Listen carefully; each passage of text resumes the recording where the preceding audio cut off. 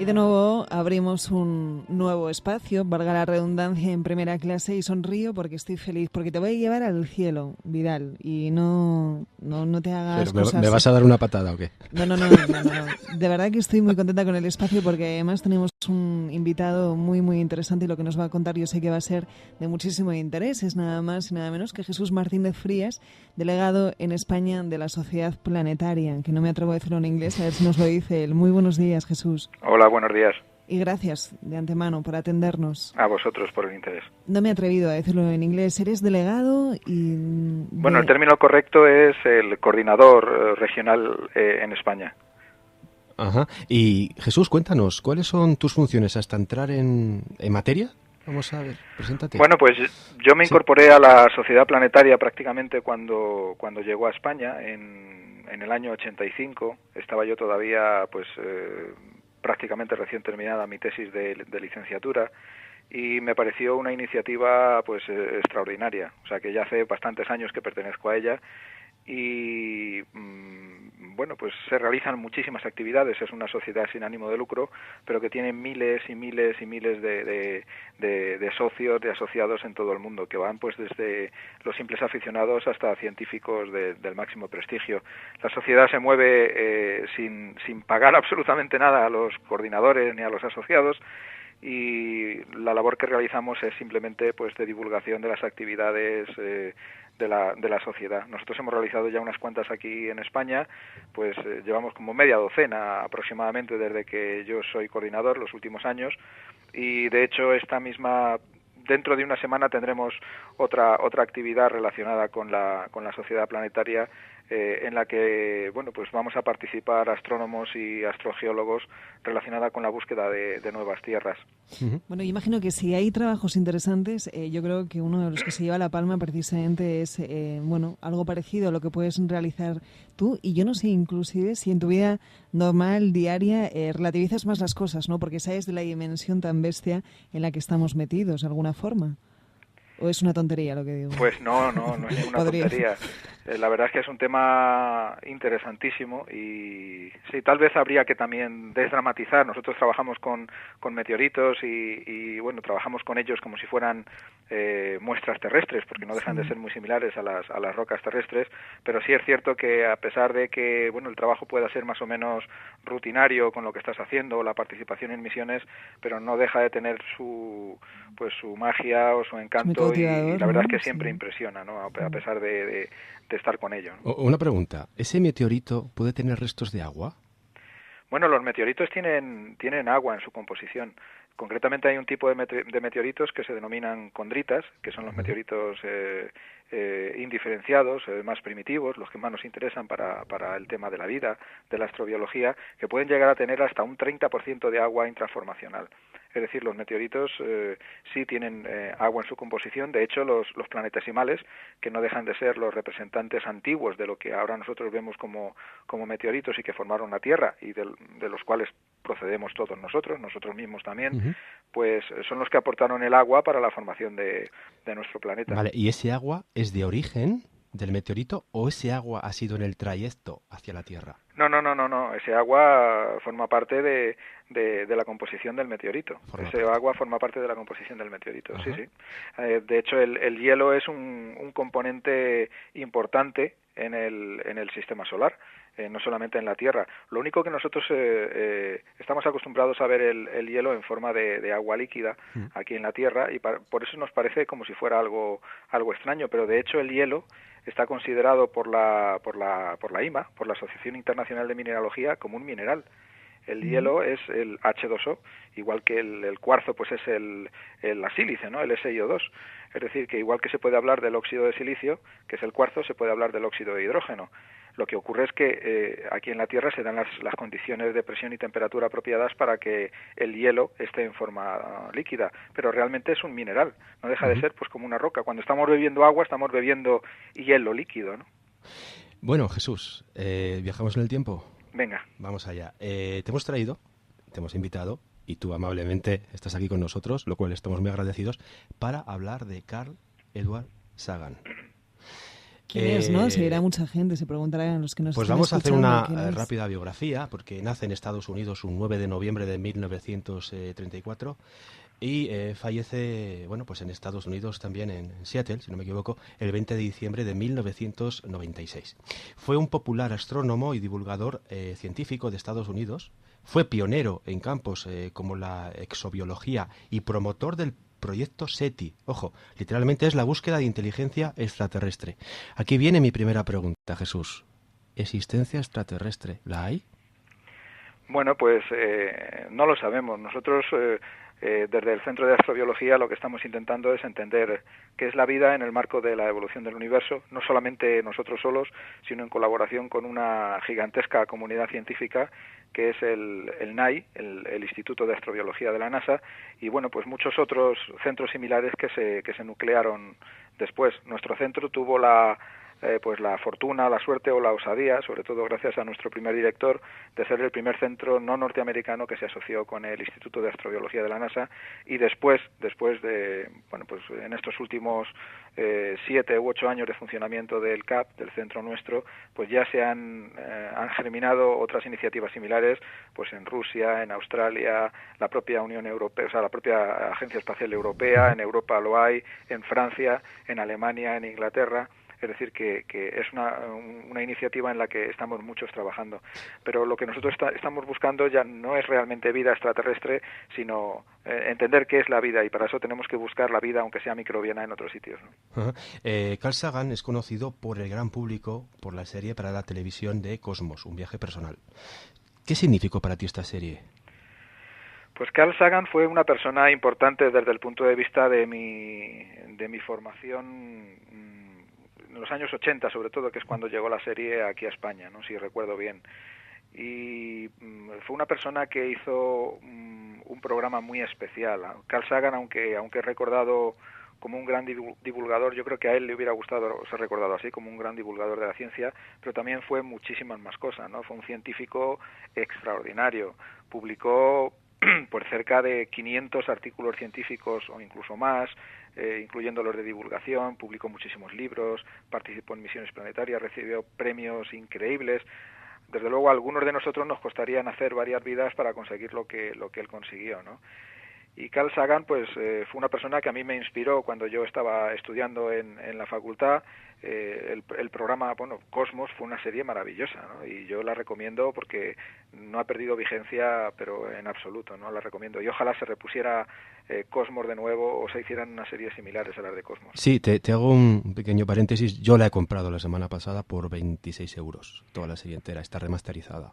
Pues bueno, yo creo que merece la pena, vamos, me parece sí. Una serie espectacular por todo, ¿no? Por el montaje, bueno, tal vez ahora con los medios que hay se podrían hacer cosas más espectaculares, ¿no? Pero yo creo que fue un auténtico pionero acercando pues lo que es el universo y la vida, ¿no? Básicamente lo que es este año, ¿no? El año de la astronomía, el año de Darwin y la terminación del año de la Tierra, ¿no? Yo creo que él consiguió acrisolar y mezclar esos aspectos en su serie con una música maravillosa y con la voz además de José María del Río, ¿no?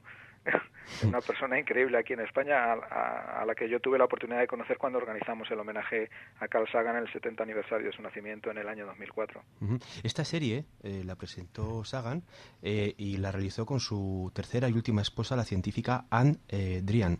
¿Tú la conoces la biografía de esta serie? Sí, bueno, hombre, no la conozco muy en detalle, pero sí conozco la biografía de Carl Sagan porque ha sido un personaje que me ha interesado muchísimo, ¿no? Sobre todo me ha interesado sus aspectos científicos y cómo él abordaba los temas. Es increíble. Te pregunto, ahora... Jesús, te pregunto por la biografía de su esposa, de Anne. No, la de su esposa no si la conocías. Tan en detalle como la de él. No, o sea... No es de tan relevancia, vale. ¿No? Entiendo. Ajá. No lo es en absoluto, por eso. Vamos, desde mi punto de vista, vamos. Ajá. ¿Cómo defines el cosmos para ti? El cosmos, bueno, sí, pues ¿qué es? Cosmos, ¿cómo definir el cosmos? Vaya preguntita, Vidal. Pues el cosmos es donde nosotros vivimos. Yo me siento cosmopolita. Yo me siento, eso lo decía Carl Sagan, ¿no? Sí. Yo creo que es una palabra que define muy bien también a la persona y cómo él ve el universo en general, ¿no? O los universos, porque tal vez el cosmos es más que el universo, ¿no? Sería todos los posibles universos y todo lo que ellos encierran, ¿no? Yo creo que el cosmos es donde nosotros vivimos. Nosotros vivimos, somos parte del universo, somos, como él decía, partículas de estrellas que, pues que han evolucionado, esas partículas de polvo y gas, se han ido uniendo, se han autoorganizado, no sabemos cómo, y de alguna manera pues han alcanzado la conciencia. Y ahora mismo nosotros, que somos materia de estrellas, materia del cosmos consciente, se está preguntando sobre sus orígenes y sobre si ese proceso ha ocurrido en otros sitios. Realmente voy a utilizar las frases de Carl Sagan porque creo que es lo mejor en esta entrevista. Carl Sagan decía que nosotros somos la manera que el cosmos tiene de conocerse a sí mismo. Qué bueno. Es decir, somos como un cosmos dentro de otro cosmos.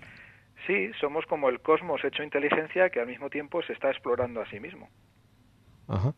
Jesús, la siguiente pregunta es, curiosamente, ¿qué es lo que, aparte del descubrimiento de agua, qué es lo que le lleva a Carl Sagan para promover el proyecto SETI, es la búsqueda de inteligencia extraterrestre?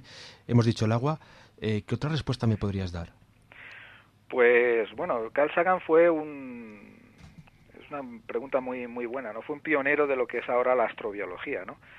Porque no es la exobiología realmente es otra cosa. El término nació como exobiología al principio, relacionado con la biología extraterrestre, sobre todo en los años 60 o 70, en la década de los 70 prácticamente empezó a cambiar, pero la astrobiología incorpora muchas más cosas, incorpora todo lo que es la exobiología, la biología extraterrestre, pero también incorpora muchos más aspectos tecnológicos, aspectos geológicos, aspectos de exploración planetaria. Y yo creo que Carl Sagan fue un pionero de la astrobiología, es decir, del concepto moderno y paradigmático, porque realmente es un paradigma, el término astrobiología está considerado como un nuevo paradigma multidisciplinar o transdisciplinar que cortaría todas las disciplinas. Carl Sagan fue un pionero. Yo creo que su propia formación le hizo pensar en este proyecto, porque él tenía una formación muy importante desde el punto de vista de la química prebiótica. Los estudios experimentales en su laboratorio pues han sido muy interesantes, sobre todo para la generación de compuestos orgánicos bajo la influencia de radiación ultravioleta y de distintos tipos de radiación, y al mismo tiempo pues como astrónomo tenía un conocimiento extraordinario del universo y tenía una visión pues espectacular de lo que nosotros somos. Yo creo que muy adelantada a su tiempo en ese momento, ¿no? Sagan se doctora en 1960 en la Universidad de Chicago, trabajando con el famoso astrónomo Kuiper, a partir de las observaciones en microondas que mostraban que la atmósfera de Venus era extremadamente caliente y densa. Sagan propuso el efecto invernadero. ¿Es Sagan el primero que utiliza este término? Bueno, pues si no fue el primero, sí fue uno de los primeros. Y además también fue un pionero en este aspecto porque Carl Sagan era una persona muy comprometida con los temas sociales también, ¿no? Y es decir, que era un científico comprometido, ¿no? Ahora hay una asociación internacional que se llama algo así, ¿no? Asociación de Científicos Comprometidos con la Sociedad, ¿no? Pues yo creo que él era un científico muy comprometido con la sociedad y le importaba mucho lo que ocurría con nuestro planeta, tal vez por lo que él pensaba de que nosotros estamos viviendo somos cosmopolitas, en ese mundo pequeño, azul, pálido, ¿no? En ese punto pálido que como ponía en su libro, y pensaba que era muy importante que cuidáramos el planeta, ¿no? Él era consciente de lo que estaba ocurriendo en otros planetas del sistema solar, y en ese sentido pues también se adelantó a lo que es lo que llamamos hoy o denominamos hoy la planetología comparada, es decir, el estudio de las condiciones que ocurren actualmente en otros planetas o que ocurrieron en el pasado para entender la evolución del nuestro. En ese sentido se fijó en Venus. Bueno, Marte también es muy importante porque también tiene pues una atmósfera que indica que ha habido cambios importantes que bueno, pues tal vez podrían seguir un camino similar en nuestro planeta, pero en ese sentido yo creo que el término efecto invernadero pues yo creo que define muy bien lo que él pensaba y lo que él pensaba sobre nuestro planeta, lo que podría ocurrir, ¿no? También se comprometió con otros aspectos de la guerra y muchas otras cosas, ¿no? Ya Jesús, en los años 60 ya se hablaba del efecto invernadero, si no me equivoco, entonces la situación ha empeorado bastante.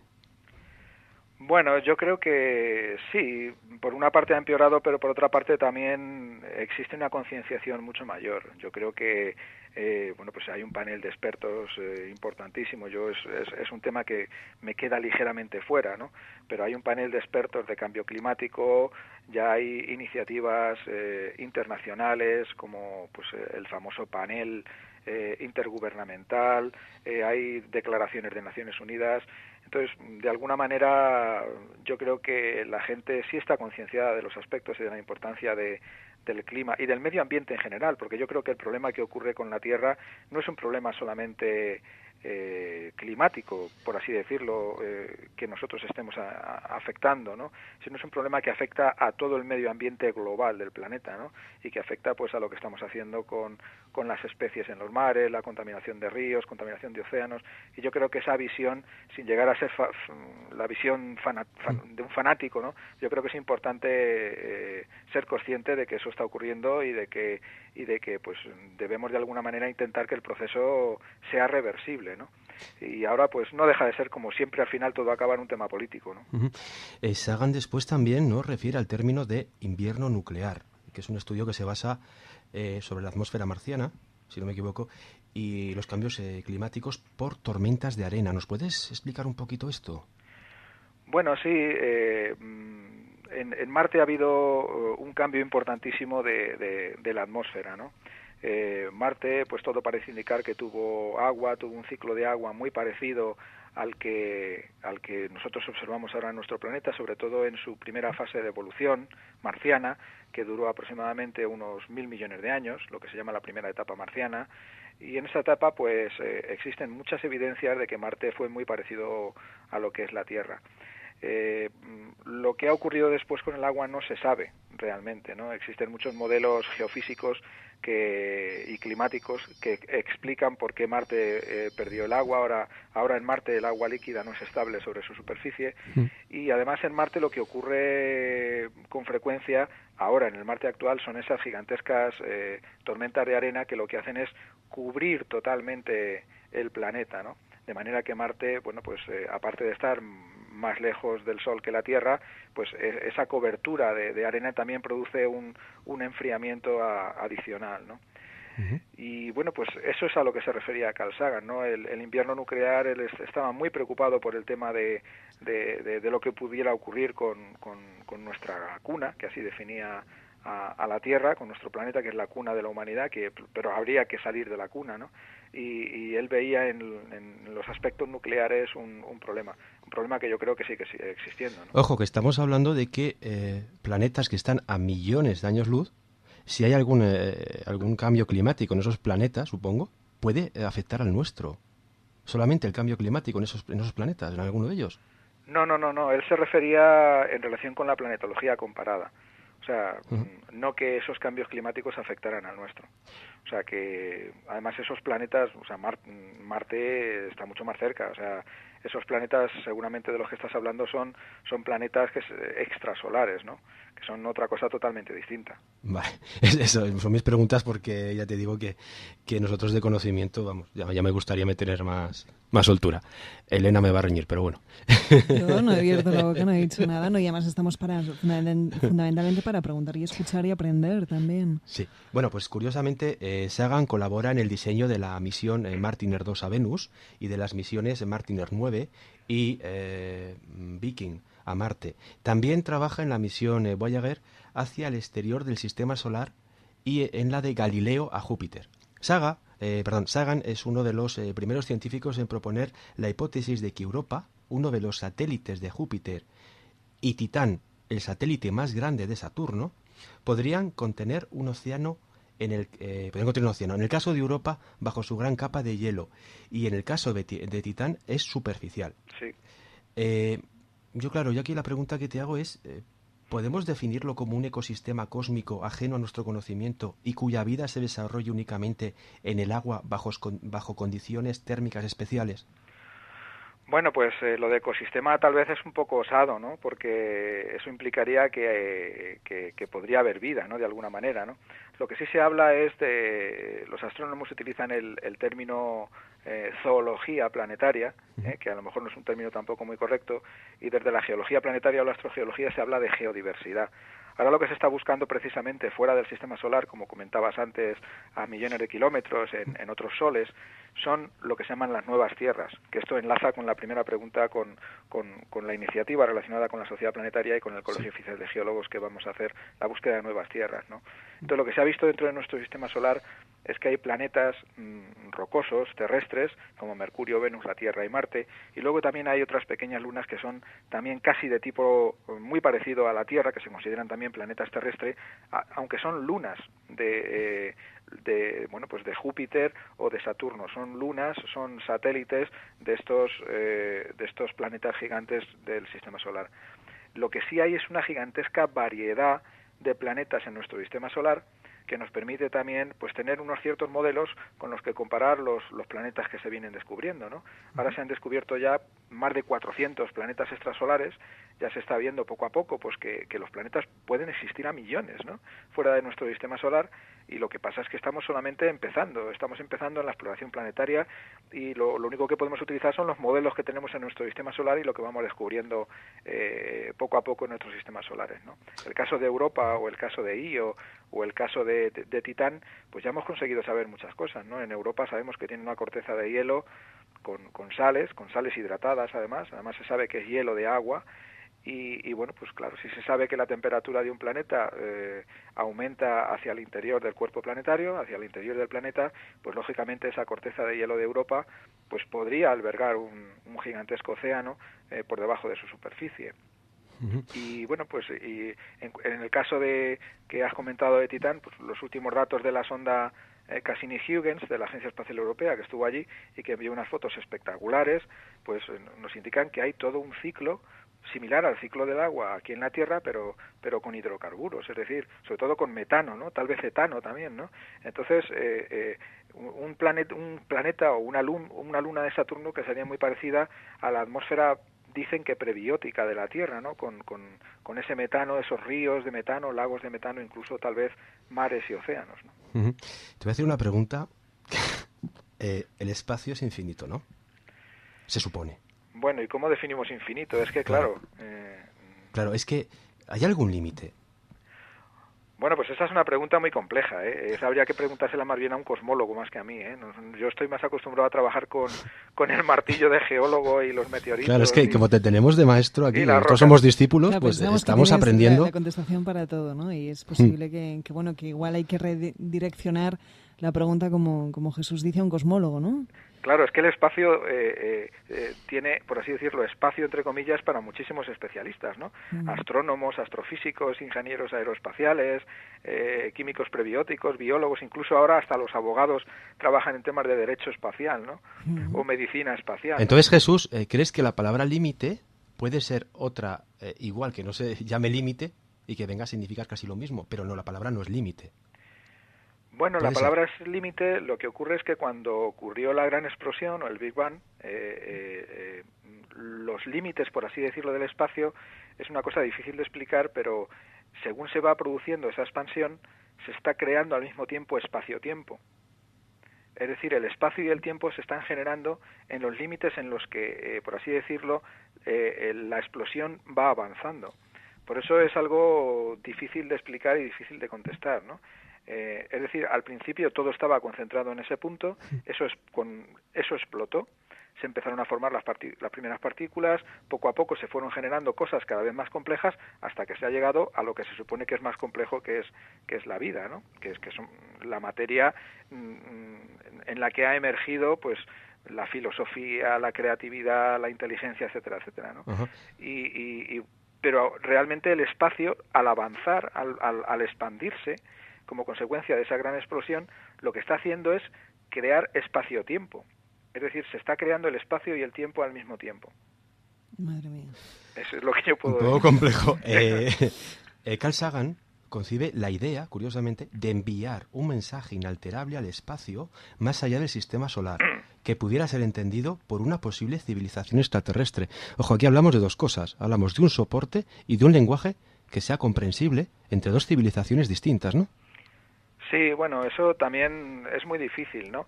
Y de hecho él tuvo hasta incluso problemas también al realizar el mensaje, ¿no? Yo recuerdo, bueno, pues haber leído que en el mensaje se veía que los dos personajes, por ejemplo, estaban desnudos, ¿no? Y se decía que por qué tenían que estar desnudos, ¿no? E incluso se decía, pues los más comedidos, por llamarlo de alguna manera, decían que había que ponerles trajes al hombre y a la mujer cuando estaban saludando, ¿no? También había otros tipos de aspectos muy interesantes, y es que en el mensaje que se envía, por ejemplo, pues quien saluda es el hombre levantando la mano derecha, según creo, ¿no? Y dice que por qué saludaba el hombre y no la mujer, ¿no?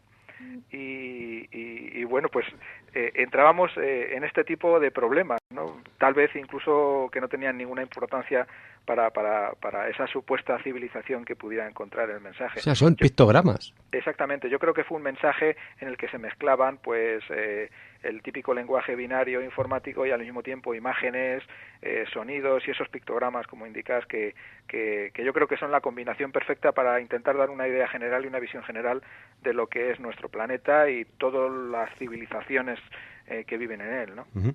Jesús, debido al trabajo divulgativo de Carl Sagan, recibe la medalla de la NASA en 2 ocasiones, la medalla de mérito al mérito público y en 1978 el premio Pulitzer por su obra de divulgación Los dragones del Edén. En esta obra define Sagan como evolución del cerebro humano y evolución de la inteligencia. ¿Tú lo puedes definir esto mejor?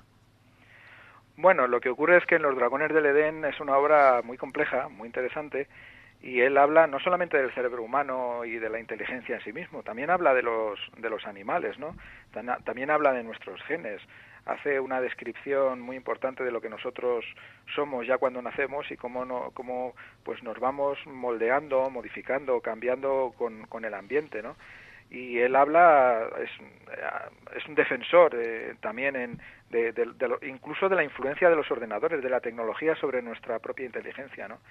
Yo creo que no sabría cómo explicar o cómo sintetizar todo lo que es el libro en una frase, ¿no? Pero yo creo que sería una combinación de genética, de condicionamiento medioambiental y de la influencia que todo nuestro entorno, incluyendo la tecnología, los ordenadores, pues producen todos nosotros, sin menoscabo de que también pueda existir inteligencia, por supuesto, en otros animales, como él pensaba que nosotros no teníamos que subestimar. Yo, Jesús, lo entiendo como que la evolución del cerebro humano ha permitido el tamaño una evolución de inteligencia, porque tendemos a situar los conocimientos o las destrezas del ser humano o del animal en ciertos puntos, ¿no?, de este cerebro.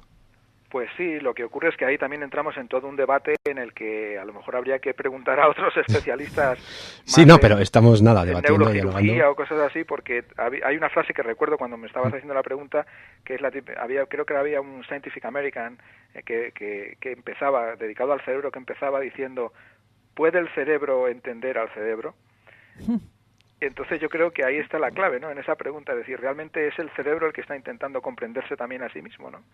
Qué vértigo, ¿no?, da ese planteamiento, el cerebro tratando de entenderse a sí mismo. Claro.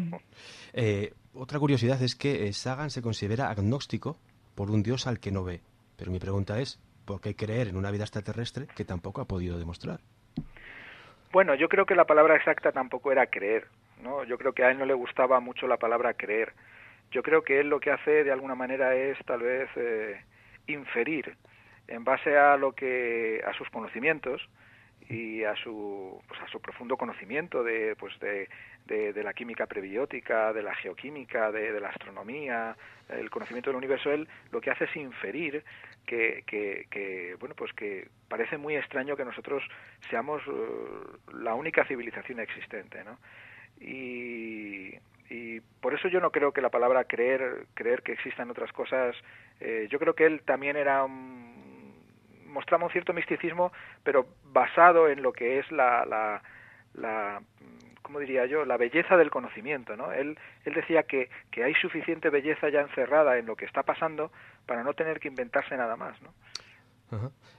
Sagan, yo lo que veo aquí es que igual quiere remarcar una diferencia entre lo que es lo místico y lo físico. ¿Qué piensas? Sí, pues yo creo que eso más o menos va en la línea que estaba comentando ahora mismo, es decir, que él veía la belleza en la propia en el propio universo, ¿no?, en la ciencia de las cosas, en el por qué ocurren las cosas, ¿no?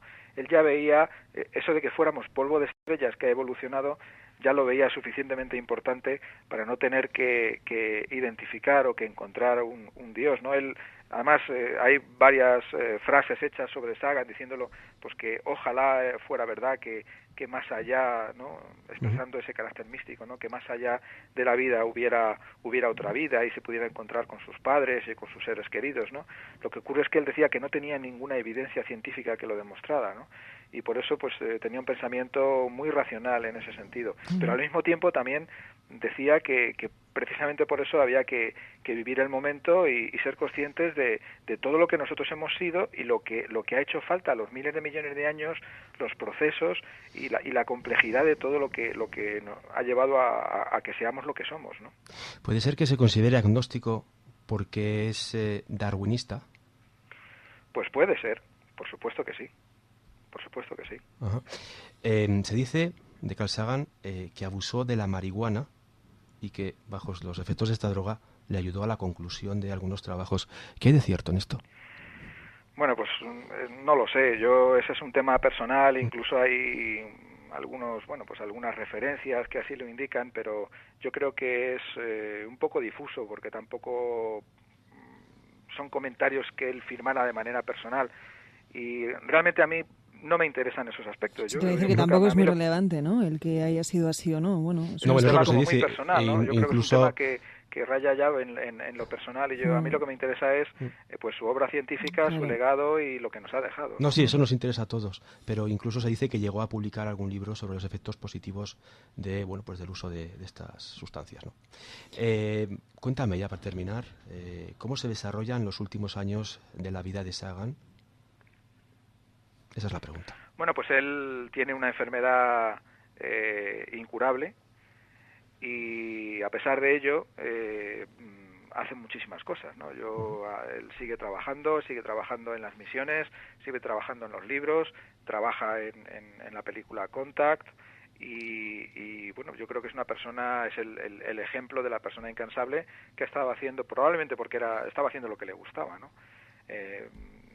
Ha estado trabajando y dedicándose a su vocación, que era la ciencia y la divulgación, hasta el último momento.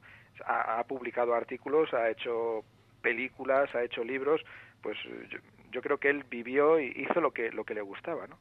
Y no sé, me parece una persona, es un ejemplo a seguir, ¿no? Un ejemplo a seguir.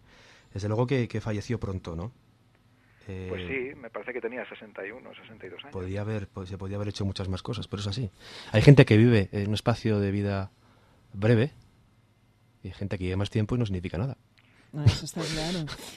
No sé si tienes más preguntas acerca No, ya he terminado. Desde luego esta lección es magistral. Yo estoy encantado. Encantado con tener a Jesús aquí con nosotros esta mañana. Yo quería preguntarle, Jesús, algo que, se está cuestionando desde que se dijo que se había logrado, que era pisar la Luna. Se dice que fue un montaje de la NASA. ¿Cuál es la opinión? Bueno, pues es que eso no es opinable, es decir, ya ha surgido tantas veces que realmente es que son patrañas lo que se está diciendo, es decir, a la Luna no solamente se ha llegado una vez, sino 6. Ha habido montones de informaciones, hay cientos de artículos científicos, hay más de 380 kilos de rocas de la Luna que han venido a la Tierra. Se han podido comparar los meteoritos lunares, las lunaitas, con las rocas traídas en las misiones Apolo. Es decir, que no es una cuestión de creencia, ¿no? Es decir, no es una cuestión de creencia. De hecho, recientemente, pues incluso ha habido una sonda que ha fotografiado este mismo año por los restos que han quedado de las naves al pasar orbitando alrededor de la Luna, ¿no? Es decir, que yo entiendo que pues son argumentos y que ahora pues todo se novela y se hacen cosas interesantes, pero pues hay cosas que no se pueden cuestionar, ¿no? Además hay personas que lo que ocurre es que se consideran con la capacidad de hablar sobre cualquier tema cuando la verdad es que no es así. Es decir, pues yo como científico especializado en mi tema, pues yo no puedo hablar de neurocirugía o de virus pero parece que estamos en un momento en el que cualquiera puede sentarte en una tertulia, como lo vemos ahora en las televisiones muchas veces, ¿no? Y hablar sobre cualquier tema aunque no sepa absolutamente nada, ¿no? Y además es un programa, no sé si lo emite Discovery Channel, que se titula Desmontando mitos, ¿no? Y van prueba a prueba, hoy lo que consideran ellos que puede ser más irrefutable, desmontando desde su punto de vista, pues esta hazaña histórica, ¿no? Para la humanidad. y bueno, ese conducto tan bestia, ¿no? Con pero tanto tentáculo que llega al público. Claro, el problema, no sé si os parece, que es que a la mínima duda que surja de todo esto ya se empieza a desmontar todo. Y claro, no es así. Porque además es que eso vende mucho y además estamos en una sociedad mediática que bueno, yo no sé si esto es parte de la entrevista o ya es al final o... Si estamos al final, sí. Pues, lo que nos puedas decir, Tal Jesús. vez esa inmediatez hace que estemos en televisión o en los periódicos y que solamente nos fijemos en el titular o en la noticia o resaltar algún aspecto, y luego lo que es una pena es que eso queda cuando luego ocurren las cosas y nos damos cuenta de que las cosas no son así o de que eso era falso, ¿no? Era totalmente falso, pues y eso se pierde, ¿no? Es decir, muchas veces nos quedamos en lo más llamativo, lo espectacular o sorprendente, pero realmente tenemos que darnos cuenta de que no se puede cuestionar absolutamente todo, ¿no? Lo que pasa es que somos Está pasando con la Sí. creación ahora, es decir, con el tema de la evolución y la creación, de nuevo están surgiendo el creacionismo, ¿no? Cuando bueno, pues desde el punto de vista de la evolución se está viendo que hasta la genética está comprobando pues que tenemos vínculos hasta con los gusanos, ¿no? Es decir, lo que pasa, Jesús, yo creo que se está valorando, somos una sociedad de titulares. Es decir, claro, no solamente importa lo que impacta, lo que es la letra grande. No se mira lo que hay detrás. Pues sí, de ahí yo creo que la importancia de programas como el de Carl Sagan, por ejemplo, ¿no? O sea, ojalá hubiera algo parecido a lo de Carl Sagan. A mí realmente a veces me avergüenza que detrás de los programas que nos están echando en las televisiones públicas haya personas inteligentes que lo hacen de manera intencionada, además con nuestro dinero. O sea, yo realmente a veces me avergüenzo de que esto ocurra así, ¿no? Porque se podrían hacer tal vez no solamente de ciencia o de divulgación, ¿no? Pero otras cosas mucho más interesantes, ¿no? Oye, para terminar, ¿cuáles son los retos, las investigaciones en las que estáis en la Sociedad Planetaria? Bueno, pues nosotros estamos trabajando ahora, la Sociedad Planetaria nos dedicamos más bien a aspectos de divulgación y desde el punto de vista de la investigación, que probablemente sea pues lo más interesante, pues estamos participando en las 2 misiones a Marte, en las próximas, en la misión MSL, Mars Science Laboratory, que es una misión de la NASA, donde en nuestro centro pues estamos construyendo y estamos desarrollando la ciencia de un instrumento que se llama REMS, es el Rover Environmental Monitoring Station, es una estación medioambiental que va a ir acoplada al mástil del rover de la NASA, y luego estamos en otra misión, que es la misión de la Agencia Espacial Europea, también a Marte, que forma parte de un programa importante que se llama el programa Aurora. La misión se llama ExoMars, y en esa pues estamos construyendo también otro instrumento que es un espectrómetro Raman para detectar la mineralogía y también los compuestos orgánicos. Los 2 investigadores principales forman parte de nuestro centro. Uno es el doctor Gómez Elvira y el otro es el profesor Fernando Rull de la Universidad de Valladolid, también del Centro de Astrobiología, y a mí me cabe el honor de participar como co-investigador en ambas misiones. Qué maravilla, ¿no? Qué suerte tiene Jesús de poder participar en todo esto. Tiene una suerte que los demás nunca lo vamos a ver ni en 8, ni en 10, ni en 15 vidas. Bueno, muchos otros trabajos también tienen su compensación, ¿no? Hombre, pero estás llegando a un conocimiento que vamos, nosotros no llegaremos. ¿Cuántas vidas necesitamos, Elena, para llegar ahí? Hombre, pues miles. Lo que pasa que lo que agradecemos es que lo comparta y que todas esas investigaciones y esos trabajos, bueno, podamos acceder a ello.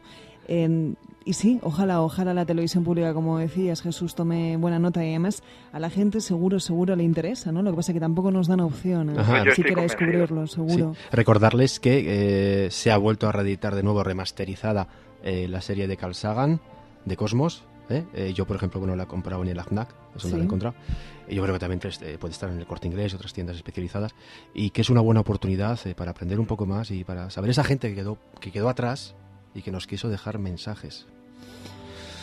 Muchísimas gracias, Jesús, de verdad ha sido un placer. Gracias. Pues muchísimas gracias. A mí me gustaría acabar, si es posible, con una frase de Carl Sagan, que decía que cuando alguien está enamorado lo que quiere es contárselo a todo el mundo, ¿no?